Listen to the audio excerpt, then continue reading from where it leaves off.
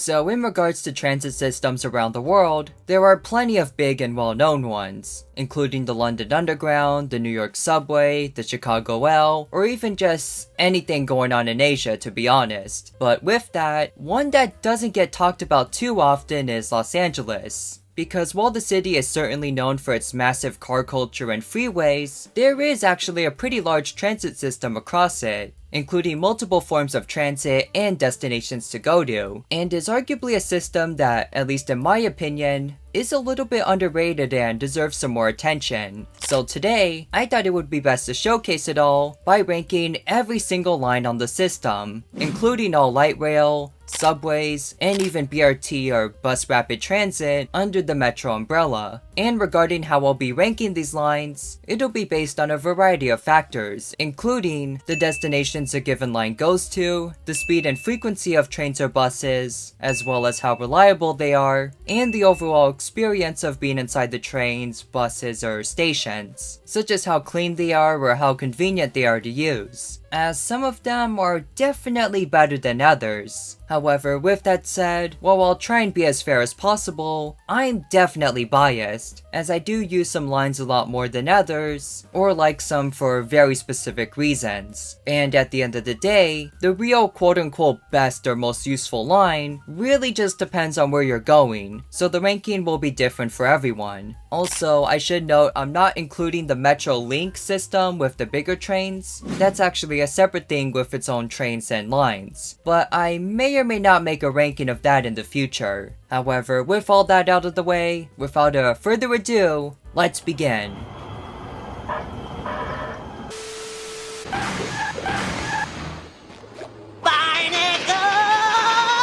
So to begin our ranking, we have the J line, which used to be known as the Silver Line. This line is relatively long, beginning at the bus center in El Monte east of downtown, ripping right down the 10 freeway before making its way through the streets of downtown LA, and then riding down the 110 freeway towards San Pedro, where it makes a few stops in the area like a normal bus. And regarding the line's hybrid service, this is mainly due to it essentially being two separate services that were loosely connected. The earliest traces of the current line began as the El Monte busway in the 1970s, predating the current metro system itself and using special lanes on the 10 freeway east of downtown and El Monte. And over time, it would expand further west to eventually Union Station, followed by the opening of another busway service, the Harbor Transitway, operating between downtown and what is now the Harbor Gateway Transit Center. However, in 2009, both it and the Harbor Transitway were finally merged into the Silver or J line we know now, with buses street running in downtown to travel between the two. And overall, this line is somewhat difficult to rank, as it certainly has its use covering so much area, and it can get some pretty good speed with its own lanes on the freeway. However, there's just a few things about it that can really make for a less than pleasant experience. Starting off with the frequency, this is actually one of the line's greatest strengths, at least if you're going between the main stops, with buses sometimes arriving every few minutes during peak times between El Monte and the Harbor Gateway Transit Center, located in Gardena, south of downtown. However, with that said, service does dwindle out after rush hour to 20 and even 60-minute waits much later at night, and the stops in San Pedro tend to get a lot less service altogether, with these stops getting similarly long waits, but for the entire day until 8 or 9 p.m., when service beyond Harbor Gateway ends altogether, with service at the other stations continuing for the rest of the night and even into the early morning. Also notably, there's actually two versions of the Silver Line, which are officially known as Route 910 and 950. The only main difference is that 950 makes stops in San Pedro, while the more frequent 910 buses only go south to Harbor Gateway. However, outside of a mostly decent schedule for most of the route, the other elements of this line do kinda leave a lot to be desired. Most of the buses tend to be in less than great shape, as it's not uncommon to see old plastic panels hanging on for dear life or rattling. This is because these buses are some of the older ones in Metro's fleet, although I should mention that the line has been getting a fleet of new electric buses from BYD. I wasn't originally going to talk about these too much, but as of the last month or so, it does seem like they're becoming way more common, and will likely take over the whole service in the near future. Overall, these buses are slightly smaller similar, but they do tend to have a much smoother and quieter ride, which is actually great. And moving on to the stations, most of these are some of the older ones in the system, or as we mentioned, even built before it. And while some of these have been rebuilt or fixed up, a lot of them do still show their age quite a bit. And with the service mainly running on freeways, what it gains in speed does cost in placement, as all the stations outside of downtown and San Pedro are basically stuck between lanes of noisy traffic and further surrounded by suburbs. And if anything, this line mainly serves as a connector, which gets you to other bus lines for your destination, which does make it pretty useful, but you also won't really find that many great places or attractions near it like some other lines we'll talk about, at least considering outside of downtown or some parts of San Pedro. And finally, on top of that, while the line is supposed to run pretty often, it seems like delays or missing buses are somewhat common, often making you wait longer than expected and generating extra large crowds, which isn't ideal as this line actually does get packed pretty often, even when everything is on schedule. So if you take this line between Harbor Gateway and downtown, there's a decent chance you will have to stand, which can be a bit of a hassle with how bumpy the freeway can be. So overall, while the line does have many uses and connections, and is arguably one of the system's fastest, its old infrastructure, delays, and limited capacity also shows that a lot can be improved.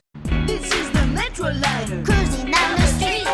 Now it's going westbound. Now it's headed east. Now for our next line though, we have the other major bus line, the G Line, formerly the Orange. Overall, compared to the others, I don't have too much to say about this one, and if I'm being honest, I don't go on this line too often, but in general, this line is basically a spiritual extension of the B or former Red Line, going from North Hollywood and crossing through various neighborhoods in the San Fernando Valley, eventually terminating at the Amtrak station northwest in Chatsworth. Although it should be noted that outside of rush hour, about half the buses stop and turn around in Reseda instead, covering just a little over half the full line, meaning that the further stops west can have notably longer waits. And interestingly, early on this was actually meant to be a direct extension of the B Line subway, but political opposition made it difficult to build that since it would have been required to be a deep bore tunnel, which is basically when they used those super big drilling machines to dig underground. It's kind of a long story, but before this, Metro used a different method called cut and cover tunneling, which is when they basically dig up the ground or street, put the infrastructure inside it, and then bury it. This is because it was a lot less expensive than deep boring, but after an incident created a sinkhole right in the middle of Hollywood, Metro was basically banned from using tax dollars for more of this. And this, combined with the fact that they weren't allowed to build light rail in the valley either, that's basically how the G Line and its bus usage came about instead. Now, with that history lesson out of the way, regarding how the G Line actually works, it does its job alright, but the cons of it being a bus instead of a train can be apparent. With less capacity, the buses can get crowded pretty easily, and although it tries to operate just like a train, with even a similar frequency to boot, there are still more than a few moments where it has to wait at stoplights, which can definitely eat up your time, making that 17.7 mile trip feel way longer than it should be. Also, many of the stations themselves are decent, but there's not too much that's super interesting,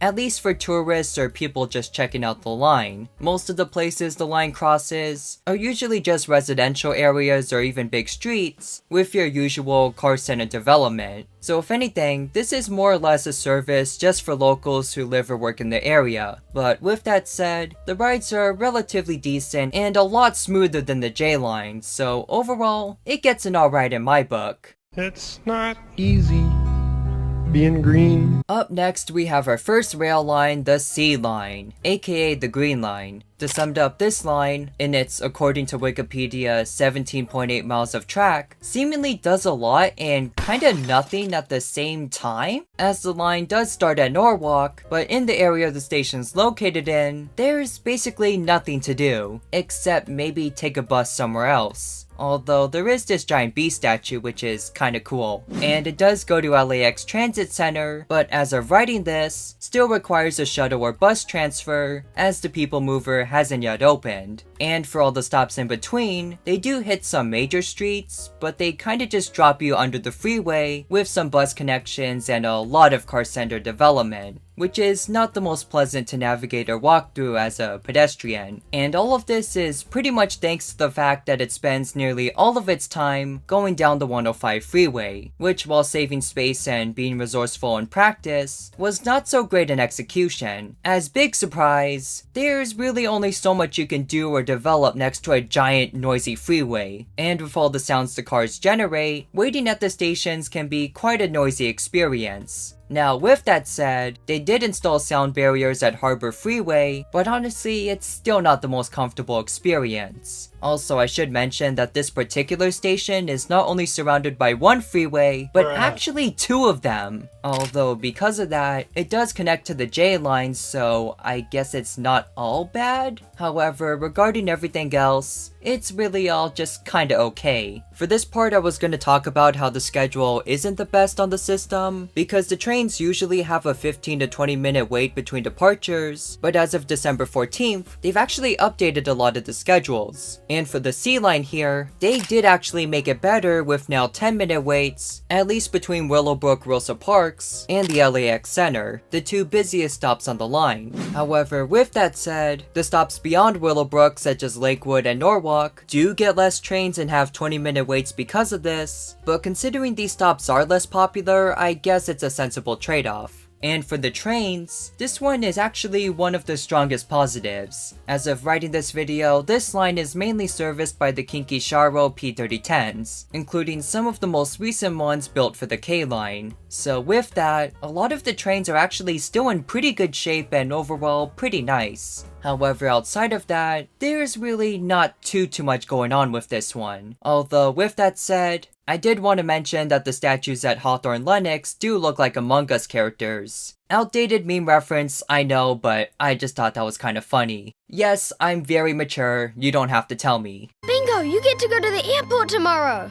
Airport? I'm not going to the airport. Now up next we have the newest line being the K line. This line is also a bit tricky to rank because it doesn't really go to that many places currently, with its a roughly 11-mile route just connecting between the E line and Crenshaw, and making its way through Inglewood, meeting the C line at the LAX Transit Center, and then proceeding south through El Segundo, before ending its route at Redondo Beach Station, which is notably located at Redondo Beach Avenue, which is basically on the absolute northernmost edge of the city it claims to go to, and in itself doesn't have too much going on. With the station itself being roughly 2.5 miles away from the much more prominent and busy Redondo Beach Boulevard, 3 miles from the actual main part of the city, and nearly 5 miles from the city's main attraction, the Redondo Beach Pier, as well as by extension the Redondo Beach, I guess. And to be fair, there is actually a bus line that does go between the station and the pier, but with it being a smaller service for locals, its departures are pretty limited and the line itself does take quite a while. So for anyone actually planning to visit the pier from downtown, I would just instead recommend taking the J line to Carson, and then taking Torrance Transit Bus 3 directly to the pier, which still isn't exactly fast by most measures, but would be the better option. And overall, this is kind of an issue with a lot of stops on this line, as apart from the LAX Transit Center and maybe some parts of Inglewood, a lot of the stations are in kind of weird areas, where there really isn't anything going on, or mainly has car center development still, that makes it really inconvenient to access the area, with perhaps the worst examples being Westchester Veterans, or the southmost stops such as Douglas or the aforementioned Redondo Beach. And while this isn't Metro's fault as they're just building the lines and stations, it also means that the line does have limited use, which causes it to get pretty low ridership in comparison to other lines. Although with that said, I don't think this line, despite its high cost to build, should be written off as useless like some people are doing, because with the line still being somewhat new, the areas around it haven't really been given a lot of time to actually develop. And I do believe that a lot of these more barren areas will change within the next decade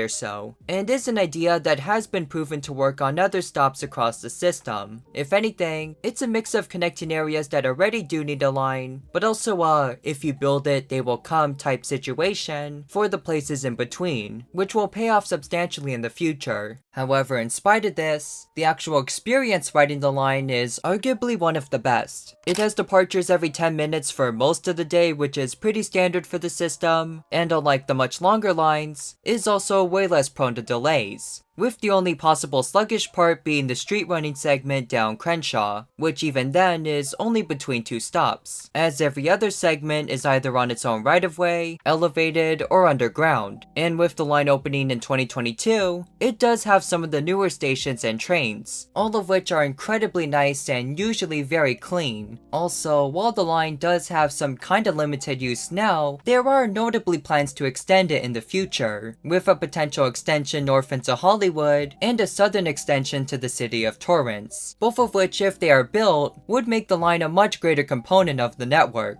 However, until then, I suppose it's decent enough for what it is. As a child, I yearned for the mines. Now for our next line, this one is also kinda hard to rank for reasons I'll get into, but it's the D line, our first subway on the list. And regarding the subway, they can be a bit grimy, and some would say sketchy at times, as they certainly don't have the best reputation. But for the most part, they do have decent frequencies, and get you to a lot of interesting places a lot faster than most lines, with it all being underground and such. And as of recently, I should note the subway system has been getting in brand new cars, as well as refurbishing a lot of its older fleet, making for a much more cleaner, modern experience. But with all that said though, why does the D line rank so low then? And to that I say, just look at it on the map. In its slightly just over 5-mile journey, it only has 8 stops, 6 of those which are already shared with the B line in downtown, meaning that this line really only has 2 unique stops, going west towards Koreatown with a stop at Wilshire Western, located right across from the famous Wiltern Theater. And if anything, the D line is honestly more or less just a short spin-off of the B line, and in fact when this part first opened, that's literally what it was. It didn't even get listed as a separate line until later on. So yeah, with that alone, I feel like I have to rank this one lower because it doesn't really go to that many places outside of downtown. However, with that said, I did bump this one up by a couple spots because if everything goes to plan, this is about to change very soon. Because despite years and years and even decades of opposition and even harassment from basically rich people doing everything they can to stop it, Metro is finally expanding the line in the near future, with stops planning to open in phases over the next couple years, set on bringing it westward into Beverly Hills, Century City, and Westwood, with close proximity to the UCLA campus, which, for those who don't know, is a really big and famous university down here in LA, which would, to say the least, attract much more ridership and usage to this line. So hopefully when those finally come around, and even more of the new trains come in, this line will become way stronger. But for now, I think this is a reasonable place to rank it, given its short distance but solid service. Are we there yet? No. Are we there yet? No. Are we there yet? So for the next line, we have the opposite of short, which is the absolute light rail behemoth known as the A line. This line stretches all the way from Pomona to Long Beach, beginning northeast of LA at the Pomona North Station, which in itself has access to the Metrolink commuter service. The line passes through a ton of cities and areas, including but not limited to San Dimas, Glendora, Azusa, Irwindale, Duarte, Monrovia, Arcadia, Pasadena, Chinatown, Little Tokyo, downtown LA, Vernon, Watts, Compton, and Long Beach, making for a roughly 57-mile, 48-station trip crossing LA County, which also, fun fact, makes this line the longest light rail metro line in the entire world. Its length is basically more than 5 K lines combined, or as of writing this, 11 D lines. So with that in mind, it's a pretty long ride that allows you to see basically everything LA has to offer, for better or for worse. You know, assuming anyone would be crazy enough to venture across the whole thing in one take, and something I've definitely never done in the past. But with that in mind, despite having an insane amount of destinations, I couldn't rank this one as the best because with everything it tries to do, it also has a lot of issues that come with it, as with it being such a long line,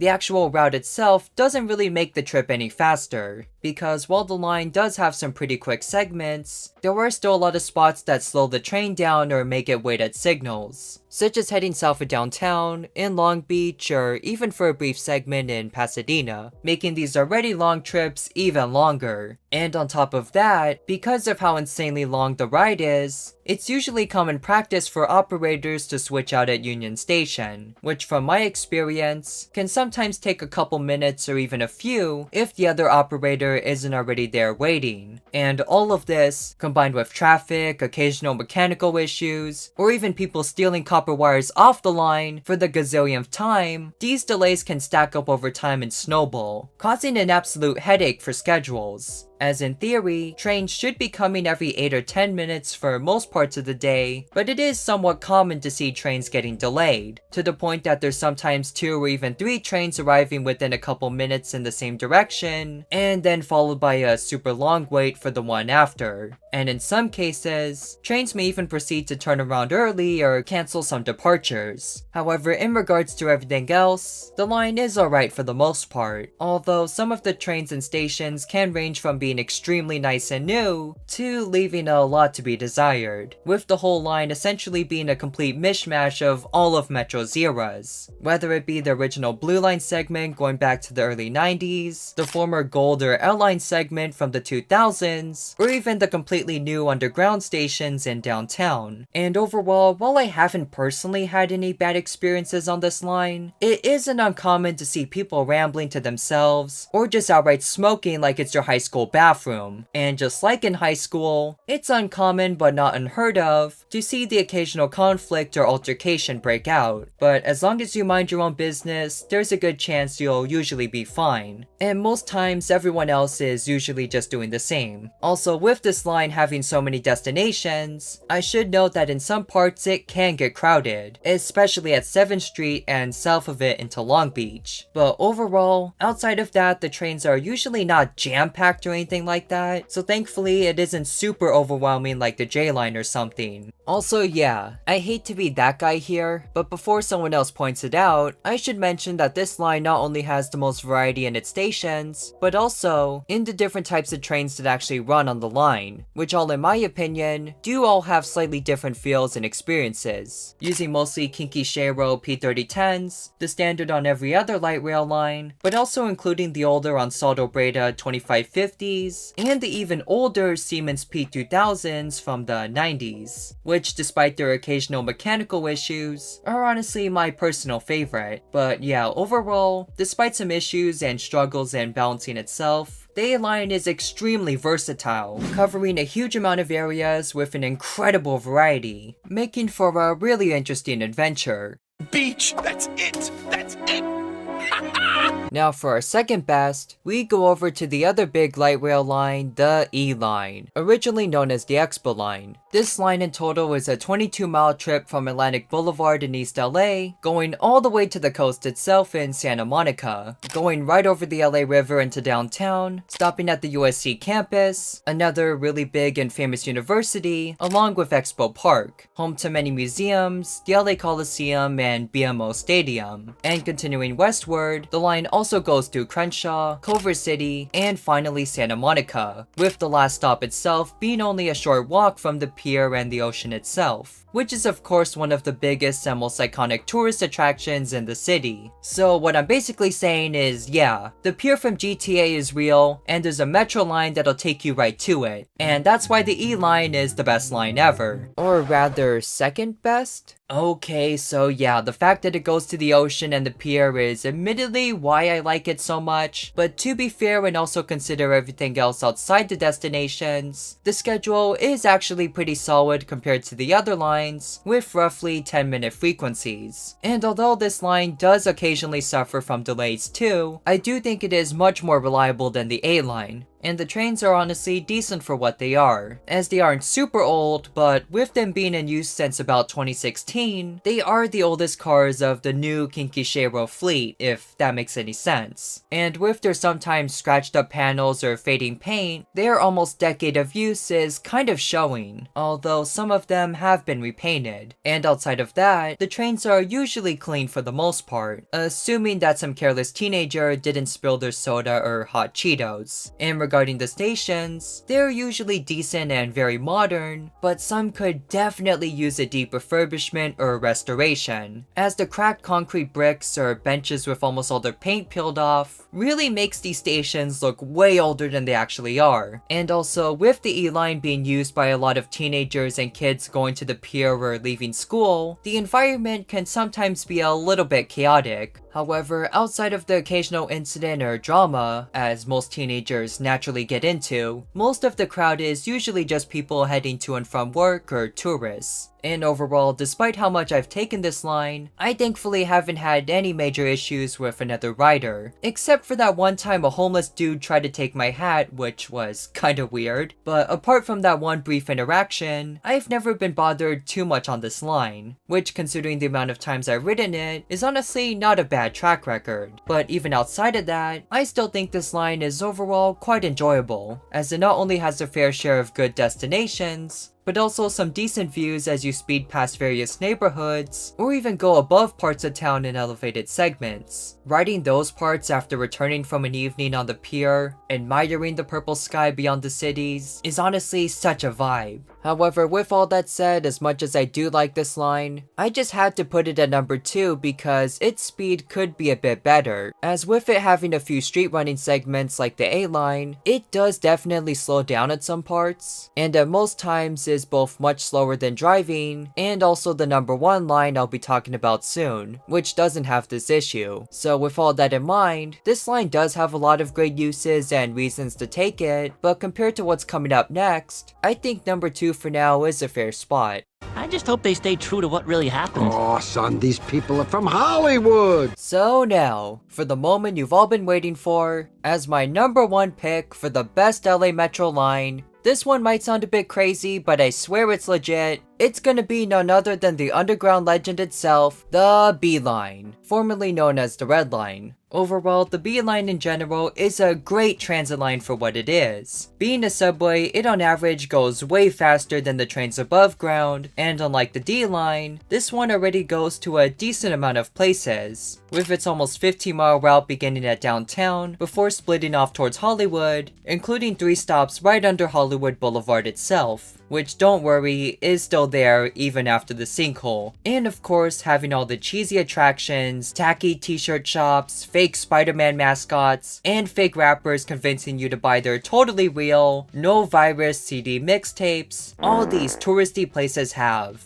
Yeah, on second thought, maybe that sinkhole wasn't such a bad idea, but even further than that, the line also darts further up north to Universal City, home to Universal Studios. As in Universal Studios the theme park and Universal Studios the actual studio. And finally, one last stop in North Hollywood, which honestly isn't in the best area, not by a long shot, but is a still pretty important transit center for the San Fernando Valley, including the previously mentioned G Line. So yeah, the line does have a decent roster of both good destinations for tourists and people commuting to and from work, with the line always getting decent crowds from both. And regarding everything else, the line isn't perfect, but overall decent enough. The trains themselves have definitely seen better days, and sometimes do get a bit grimy at times, but most of them are usually clean enough to use, at least from my experience, and some of them have actually been completely refurbished. Also, just like the Purple Line, this line on occasion does run a few of the new subway cars. This is because both lines essentially use the exact same fleet, so their rolling stock is practically identical. And regarding the stations, some of the original ones from the mid-90s are arguably dated in their design and showing their age a bit, but it's not something that's a super big deal, because Metro has made an effort to clean them more often, and a lot of them admittedly do have really interesting designs, with each one essentially being its own giant art piece, which is a concept I think is super cool, such as Vermont Sunset having this kind of futuristic space theme, or Hollywood Vine basically looking like the coolest 90s movie theater ever. But all jokes aside, even if the trains and stations aren't the newest or even the best, and if anything seem to have the reputation of being the exact opposite, I have noticed there have been more cleaners present and also a lot more security to make sure nobody is causing causing trouble, which will hopefully improve the previous complaints. And if that continues, along with more of the new subway cars being phased in, I could see this being a near perfect line for the system. If you asked me 5 or 10 years ago what the best metro line was, I would have definitely said the E or even the A line, because the B line really did feel quite rundown and sketchy then. But now, with all the improvements they've been making, it's really helped this line look and feel so much better. And that, combined with the already fast service, minimal delays, notable destinations, and the incredibly creative station designs, I believe there's valid argument to consider this as the #1 best LA Metro line so far, and one that'll hopefully stay strong as the system continues to improve.